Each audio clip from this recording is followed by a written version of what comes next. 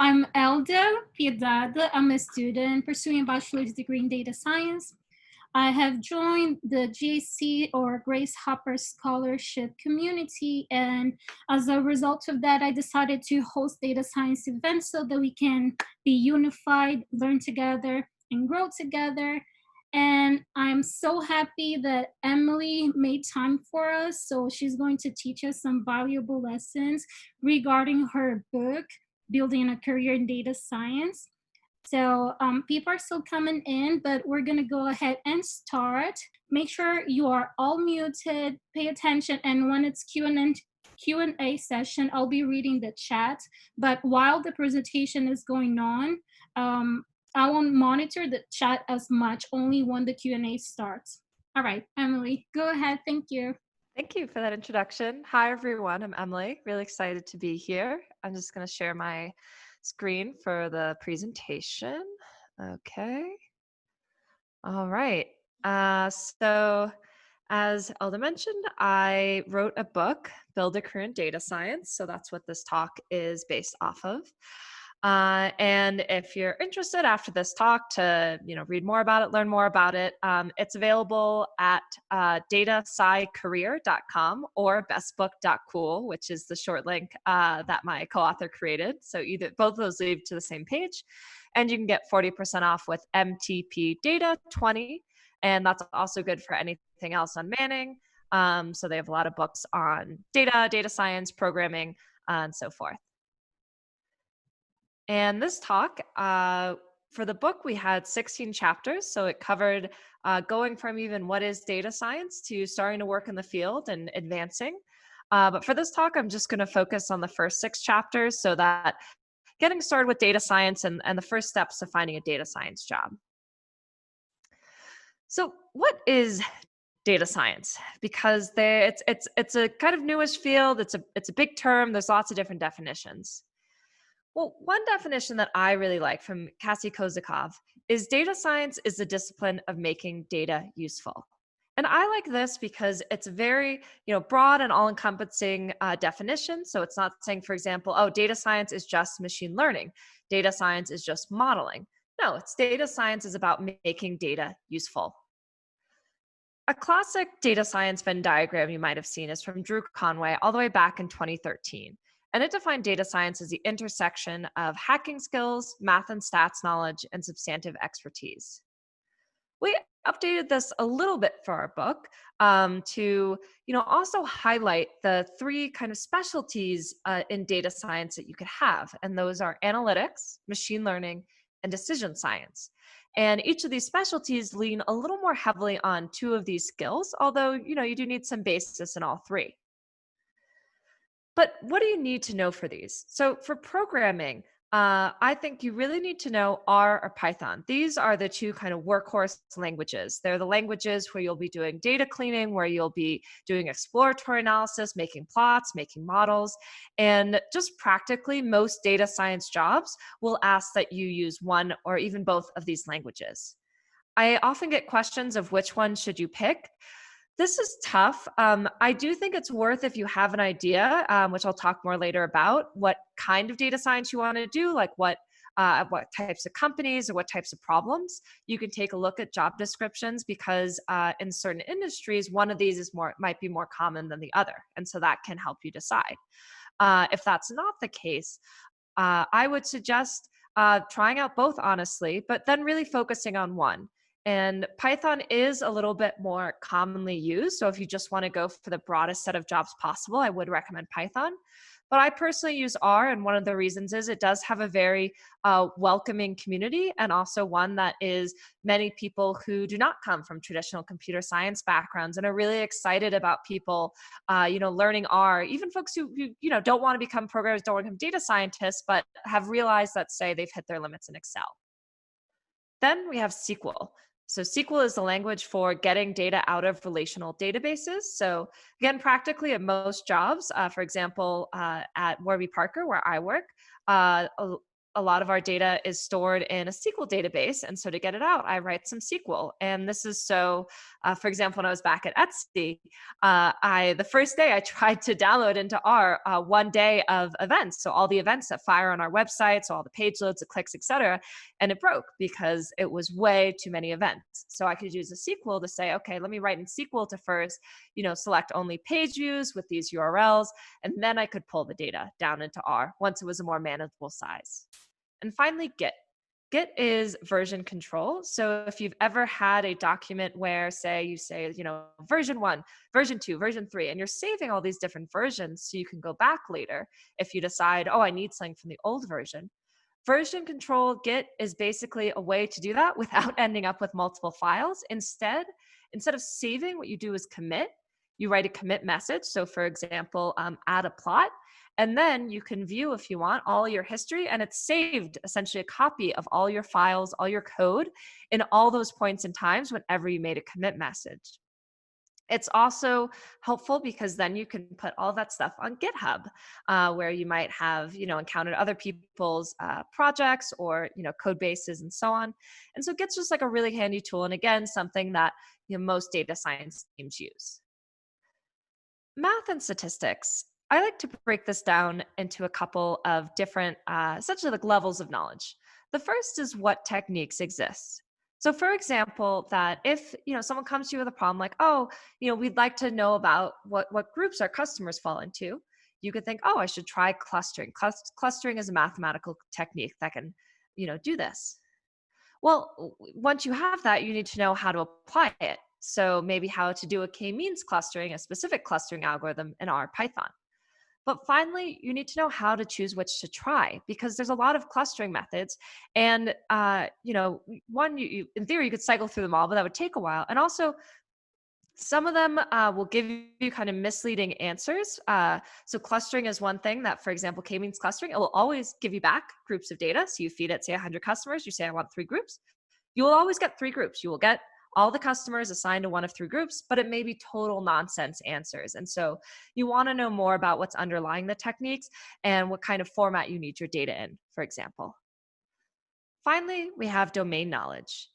So domain knowledge is about going from, say, a business question like that, how can we split our customers into different groups to market to a data science question. So how can we run a clustering algorithm to segment data? Because you're not going to be approached when you're working in industry with this data science question. You will have to translate it yourself most of the time. Then you get your data science answer back. Say, in this case, you found 3 groups. And finally, you want to translate that back into a business answer. So here are 3 types of customers: new, high spending, commercial. So again, rather than going back to the business, which is, a mistake more junior data scientists can make, saying like, okay, here's like just 3 groups. And they ask you, what do they mean? You go, I don't know, like here's 3 groups, you figure it out. You do some of that work to understand what will make this answer useful to the business. Additionally, domain knowledge also encompasses skills like communication and empathy. So sort of these quote unquote soft skills that are often actually the most important determinant of advancing in your career. And finally, we have understanding your data. So where it lives, built-in assumptions, edge cases. Again, this is a big part about going and working at a data science job versus, say, getting data in a Kaggle competition, is really getting to know your data and like all the weird intricacies from what's been happening to it over the years. So now we know a little bit about what data science is. Well, probably some of you are wondering, well, how do I become a data scientist? And first, I want to start by talking about this idea of a fake data scientist. So these are some headlines that are like 4 ways to spot a fake data scientist or questions to detect it.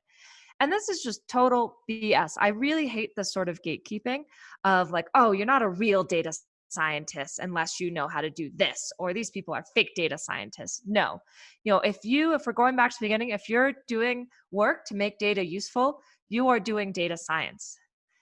And don't worry about these must-know lists. So these things that are like, you must know cross-validation and deep learning and cloud computing and Python. And it has to all about, don't be motivated by money, just be motivated by learning. No. I really like a tweet from Renee Teat here where she talks about how you don't need to know everything. And list, hey, here are some things I know: SQL, Python, Tableau. And here are some things I've never used in my life. So neural networks are image analysis. So there are plenty of things on those must-know lists that, working very successful data scientists don't know because it's just such a large field. With that, I want to talk about 4 ways I think that can help you find a data science job. And that's going to be creating a portfolio, expanding your network, finding the right jobs, and finally tailoring your application. Creating a portfolio. A portfolio is a public body of work that illustrates your data science skills. How do you do that? So I really think there's 2 ways. You can either start with a data set that you find interesting and find a question to answer, or the other way around, start with a question and find data related to it, and then do an analysis. Let's look at a few examples. For the data set to question, a great source is the Tidy Tuesday project.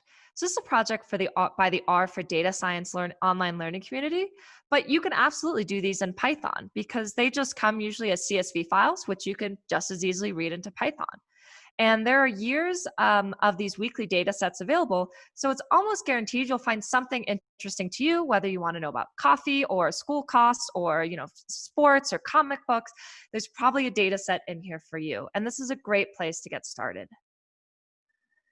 So the other great thing about Tidy Tuesday is people share it. So Twitter is one of the popular ways people share it with the hashtag Tidy Tuesday. So we can see someone here sharing, looking at common genre combinations in anime and manga, or someone sharing about the age of tennis Grand Slam champions. But on the other hand, you may have a question that you're already interested in, and then you would go out and find the data that can help you answer it. So a case of this is David Robinson, who's actually my brother. He's a data scientist at HEAP. He wrote a blog post about Trump's tweets because he'd seen someone speculating that Trump only writes all the hyperbolic tweets is from Android, which is from Trump, versus all the non-hyperbolic ones being from the iPhone, which is his staff. But this was sort of just a guess based on kind of anecdotal data watching the tweets. So Dave actually did a sentiment analysis. So he found that the Android phone, there are a lot more negative emotions of sadness, fear, and anger. And before this, he'd also shown that the patterns of the way that the Android versus the iPhone tweeted, so the time of day, how they quote tweeted, were so different. It was pretty clear that these were different people. And this actually got picked up by the news about so that Trump was the one making these angry tweets from his Android. A couple of tips for making good portfolio projects. This is Jeff Cow, who at the time of doing this project was a bootcamp student at Metis. And he has this really great visualization at the top of this article about pro-repeal net neutrality comments. This I wanted to point out because it's not maybe typically what you think of when you think of a visualization, right? You think of a graph. But I thought it's really effective because what he does, he shows how his natural language processing worked. So these are all these different comments, and he's highlighted how they have similar words. So even though they're not identical, we can see, Americans as opposed to Washington bureaucrats. And the next one is individual citizens as opposed to Washington bureaucrats. People like me as opposed to so-called experts. So how his technique was picking up on these patterns rather than literally all the words being identical. And I thought this was just a really great visualization to show that. Next, choose a topic you're excited about. It doesn't have to be something super serious. So this is Miles Salmon looking into our Python users more likely to get into Slytherin because, the Python symbol is a snake. And I love this because, this is not a type of analysis you would do for a company, but you can show the code you show, the visualizations you do, the thought process you show. That can absolutely translate into work you could do for a company. And it's just so much more likely if you're actually interested in the data set or the question that you're going to spend time on it and you're hopefully going to have fun doing it. And speaking of spending time, you want to limit your scope. So here we have someone sharing that perfectionism can be a real hurdle and that they took a long time to push out this project because of it. And I think this, again, is really common. I've certainly faced that. And there's nothing wrong with abandoning projects. If it's taking too long, I certainly have my fair share, or even sometimes, going back a few years later. But if you can, when you're trying to build a portfolio, don't worry about it being perfect. Don't, just have this super, huge thing you want to answer. And if you feel like you can't release it until you get all the way there, Like something is better than nothing here. Just things that you have out there are already really helpful. And with that, this is a sort of slide I took, was inspired by Dave, which is how I used to think about analyses is that it's getting more valuable as I go along. So from the idea to cleaning to exploratory, right? Like there's more and more valuable as I go. I do think this is true in terms of your learning, right? Like you are, if you're getting started with data science, if you're practicing, it is very valuable as you go along these steps, you're learning more. But in terms of a portfolio, really the key is getting the work online. And anything that's on your computer really isn't that valuable for a portfolio versus having something on GitHub or a blog or even a Kaggle kernel. And that's why the full process doesn't end with the analysis. The next steps are to share it on GitHub and to write a blog post. So GitHub, as I talked about with Git with version control, so GitHub is a way to host your code and also, with that full history included. Here's an example of one project I have on there on data science freelancers. So I attended the data science bootcamp Metis, and it's a project-based learning curriculum. And for my final project, I looked into data science freelancers on Upwork.com. And here, what I did was I shared my work, but also rather than putting in a 1,000-line script and being like, and no explanation, no README, nothing, I put an informative README. I said, here is how my this folder or this repo is structured. So I have this script for creating data sets, this one for exploratory, this one is my presentation. And I also linked it to an application that I made so people could try out the app I developed themselves. In terms of a blog post, where might you put it? There are really two options here. One are the free things like Medium or WordPress. The advantage of this is they're easy and quick to set up. So they're often meant for non-developers. You don't need to do any coding. With Medium, for example, you can basically just start writing and hit post. So that's definitely an advantage. You get some organic traffic. So for example, with Medium, if people are searching data science or more specific term, they might find your post. On the other hand, there's less customizability and control. So you don't have the ability, say with Medium, to like make your own, web page as much as you can with a full blog. And also, they might, what if they decide to paywall everything one day? You won't have control over that. And if it's behind a paywall, fewer people will be able to read it. The other option then is you can make your own blog. And here you have complete control. So you can customize it, all you want. You could write some CSS, you could change the colors, et cetera, et cetera. It's always going to be free. So these are free open source tools. It does take a little longer to set up, and you may get stuck debugging issues. If you think this is something that's going to prevent you from blogging, feel like you have to make your own blog, absolutely go with something like Medium or with something like WordPress, because the most important thing is just getting something out there. But if you do think you might want to try it, like Blogdown, for example, if you start programming in R, I do think has made the process a lot easier. And plus, there are a bunch of templates out there. So you can customize the look of your site pretty quickly if it matches one of these templates. What are the things you can blog about?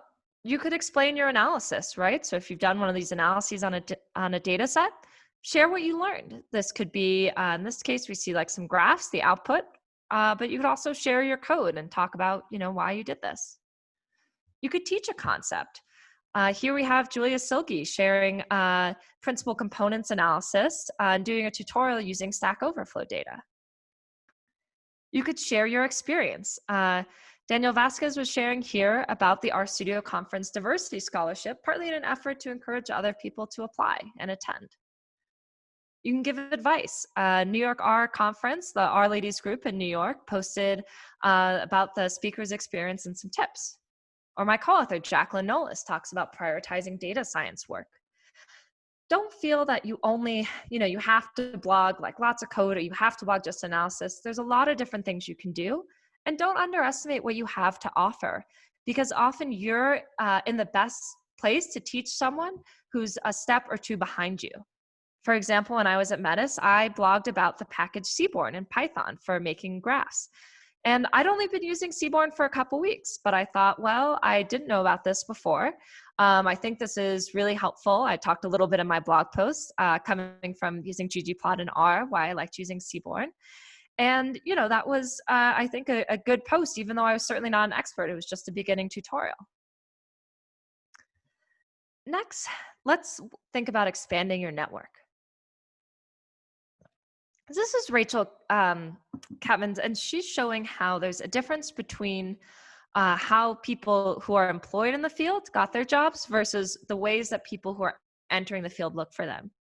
And the biggest thing here we see is people employed in the field, the top two ways are recruiters or friends, families, or colleagues, which is someone's network. How do you build this network, though? I mean, I feel like it's very common advice to say, like, network, build a network. Well, how do you do it? So meetups is a great way. Now, of course, many of us are in countries or places where things aren't happening in person for very good reason, given the virus and the pandemic.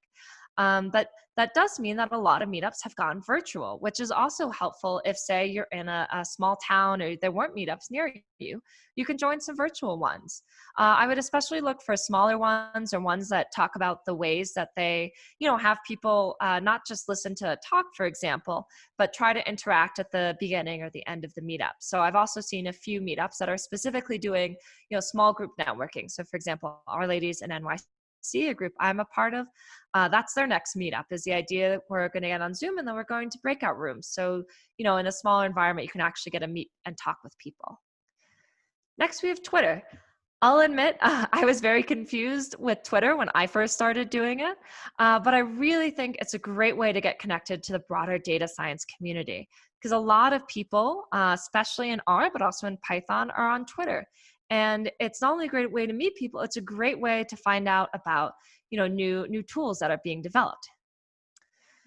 How can you use Twitter? Well, first, you can ask for help. And Twitter, things are seen by your followers. When you first start, you're not going to have any followers, but that's the advantage of the hashtag. So R stats is the one for R, hashtag Python or PyData is for Python. And it's a great way because there are some people who follow the hashtag. So even if you have no personal followers, you can still reach people. This was a case where I was asking about globally setting the color scale for ggplot2 because I couldn't figure out a way to do that. And someone answered. And when they did, I shared out again that I learned that you can set it with this ggtheme package. Thank you. And this was something that after lots of Googling and whatnot, I couldn't find. So the types of questions that are good here are not like, why is there an error in my code or, or something like that. That's usually better suited for first Googling and then maybe Stack Overflow or, our studio community. But these kind of broader, what's your favorite underrated package? Or, I see there's lots of different packages for, doing spatial data analysis in R. What's the one you recommend? Those are really good questions for this, these kind of discovery questions. You can also live tweets talks. So this is something that I loved doing when I was in in-person conferences and meetup. I still do some even virtually. So here, for example, I'm tweeting about Aaron's talk and Iwei's talk on Iwei on Blockdown, Aaron on the janitor package. If you do this, the best practices are to tag the speaker if they're on Twitter. You can use hashtags. So conferences might have a hashtag, or you can always use the rstats or the Python hashtag. And this is, a good way to take notes for yourself and also to, give back and share knowledge with people who aren't attending the same conference or meetup. You can share your own work. So once you do these blog posts, tell people about it. So here's me sharing a blog post I did about making our code faster. And again, a nice tip here is to, do a little summary or include a visualization that shows a bit about why people might want to look at your post. You can share other people's work. So similar to sharing people, conference talks, if you read a paper or you find a package you really like, again, share it, tag the person, tag the company. And this is just another way to kind of learn out loud and give back to the community. Now, you may have a more targeted approach, as in you want to meet someone specific. And so here's an example from Trey Causey about a message that he often got, which is, for example, hey, any chance you have time to chat? I'd love to pick your brain about job search over coffee. And he wrote this post because he got a lot of these messages. And, he thought there was a more effective way to do it, which is mention the person's work. Tell them why you are reaching out to them specifically. Was it a blog post of theirs you read? Did they write a book? Was it even a package that they made or a tweet? Why are you reaching out to this person? Because that will inform them. One, it's sort of flattering. It's like you're interested in the work, but it also shows that you've done some of the research. And if this is someone who's shared work publicly before, that you've read it and you won't be, asking for their time to repeat something that's already available online. Offer a topic. So rather than just say a job search, in this case, he gives an example of someone offering whiteboard coding. So again, this just tells the person that you've thought about it and you have some maybe more specific questions for them. And suggest a specific time that's limited. So rather than a pick your brain that the person may be worried, oh my gosh, this is going to take 3 hours of my time while they just throw questions at me.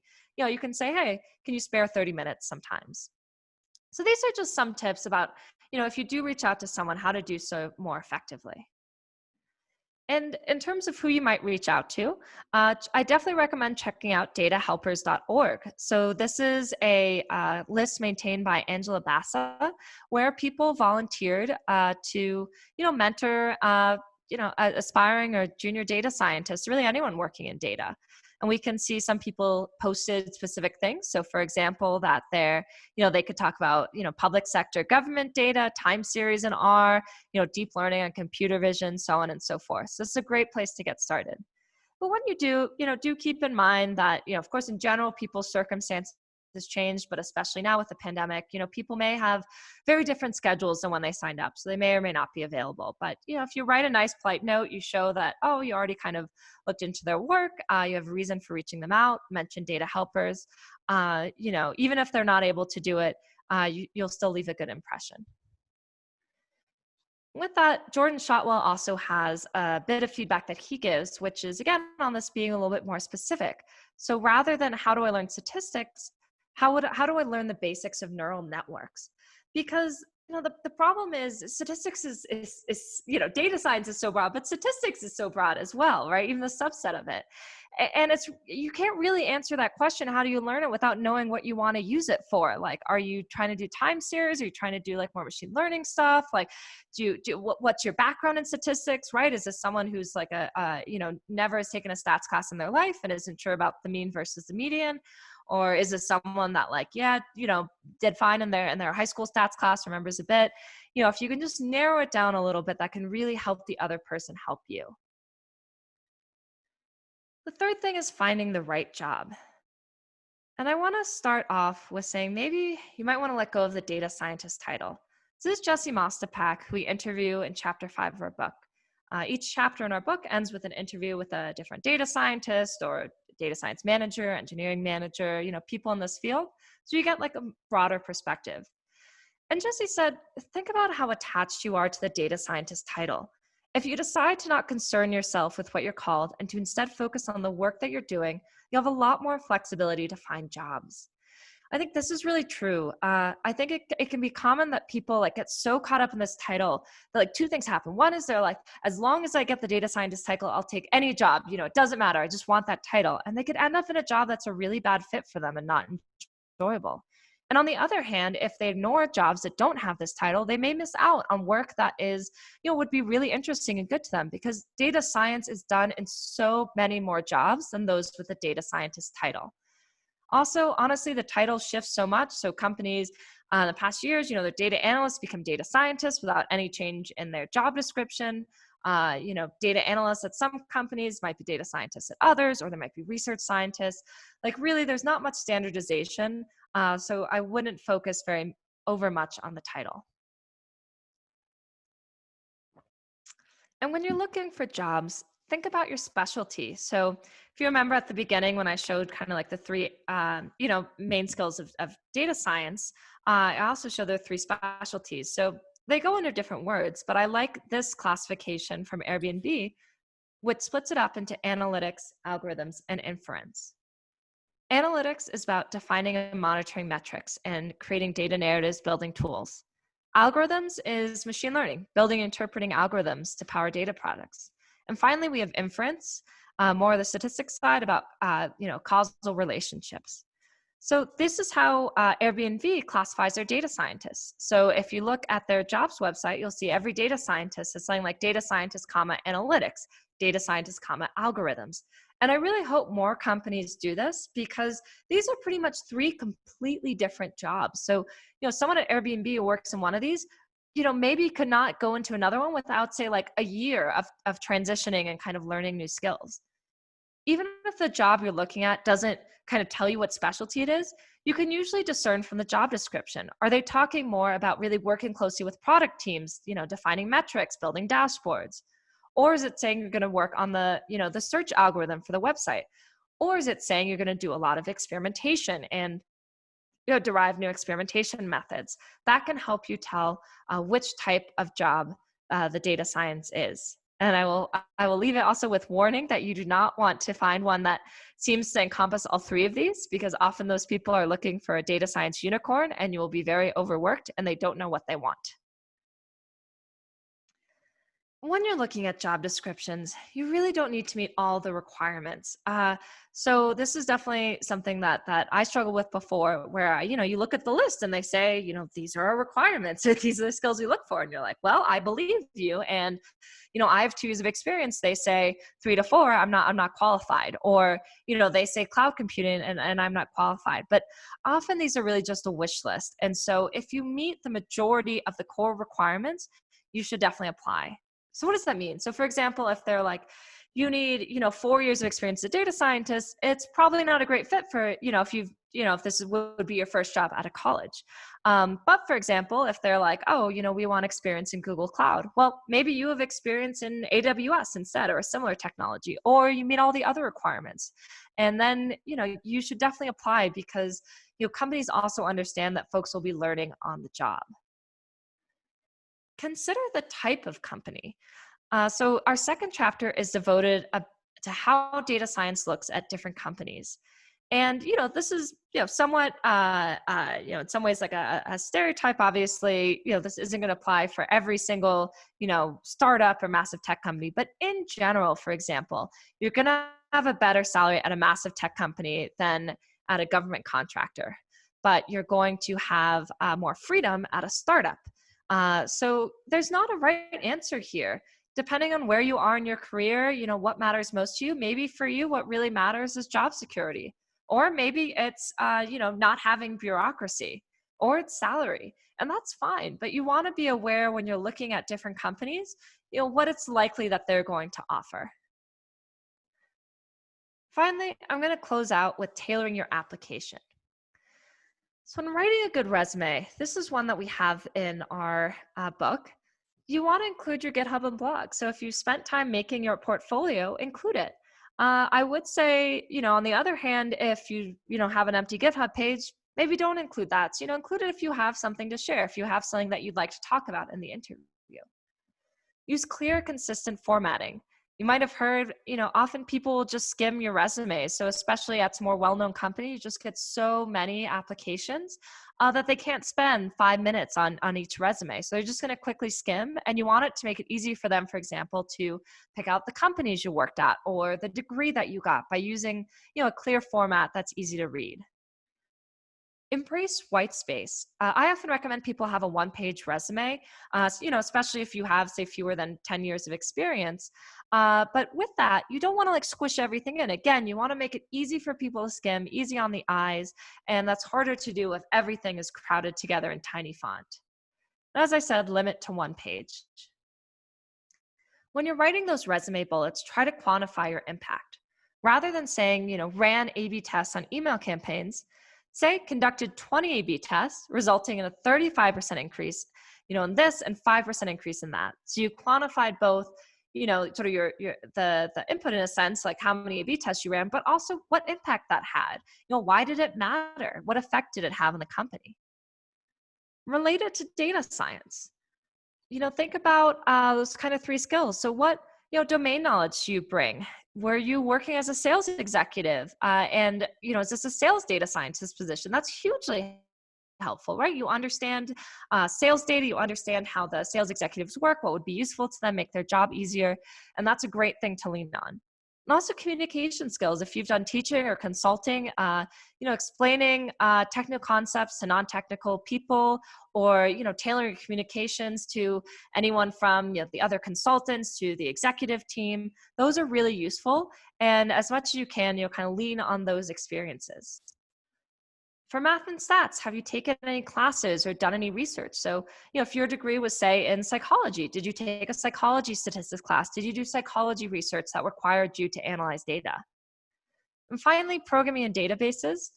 Even if you haven't used R or Python, have you used Excel? Have you done SurveyMonkey, Tableau, SQL, Google Analytics? So these are all the types of, of skills that someone, even not working in data science, really in data, might have. Like maybe you've been working in marketing, so you've been using Google Analytics.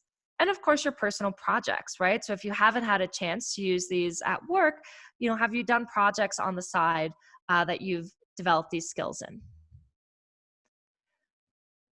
Some jobs will ask for a cover letter, and a good structure of a cover letter that I outline here, you want to start with a greeting, then an introductory paragraph about who you are and why you're interested in this company, some examples of your data science work, and a closing paragraph. If you can, it's great to find the hiring manager name because this shows it's personalized to that company. It's okay if you go, say, a few levels above. Let's say you're applying to a company and you're like, well, I don't know, is it the director of data science that's hiring on, that I see on LinkedIn, or the data science manager? You just go to the director, right? It doesn't need to be the exact hiring manager, but it's great if you can show someone, I found that, the kind of relevant person in the organization. Tie together your experience. This should not just be a repeat of your resume. You want to weave the story out of it. So, how did all those things that they saw skimming your resume, how do those tie together to make you a great fit for this job? And focus on what you offer the company. So you don't want to say, for example, this would be a great opportunity for me because I've really wanted to be a data scientist, like ever since I found out about it. Like, fortunately, the company at this point, like, doesn't really care about what you need or what you want. They're thinking about, like, we need someone to serve this, need that we have or to solve this problem. So try to focus on what you can offer to them and tailor it to the company. So again, beyond just doing the greeting, if you can, for example, in this example cover letter, I said, I've enjoyed reading Awesome Company's data science blog, and the post on topic modeling was immensely helpful to my own project. So again, just showing that you've done your research and you're very interested in them. In conclusion, I want to end with these points. You don't need to know everything. I feel like this could be a huge barrier of, like, just putting off applying to jobs because you're like, well, I need to know one more thing. I need to take one more course. You're never going to know everything, right? Like, data scientists, even like statistics professors, maybe the expert in time series modeling, but have, no idea about how to do experimentation. And that's fine. Like, that's not what they need to know. You don't need to know everything. There's no such thing as a fake data scientist. If you're, delivering value with data, you are doing data science. That being said, you might want to let go of the data scientist title. So things like data analyst, research analyst, program, look for these terms with data or analyst or analysis in the job title, and you may find a great fit where you're doing the type of work you want to do. And when you're applying to jobs, focus on creating a portfolio to show your work, expanding your network, finding the right job, and tailoring your application to the company. And with that, thank you all so much for being here. I write on my blog some data science career advice and also some A/B testing and programming in R at hookedondata.org. That also has some recordings of my previous talks, and also the slides for this talk today will be up there shortly in the speaking section. I'm on Twitter at Robinson_yes. And again, if you like this talk, if you found it useful, there's a lot more content in my book at datascicareer.com, and you can get it 40% off with MTP Data 20.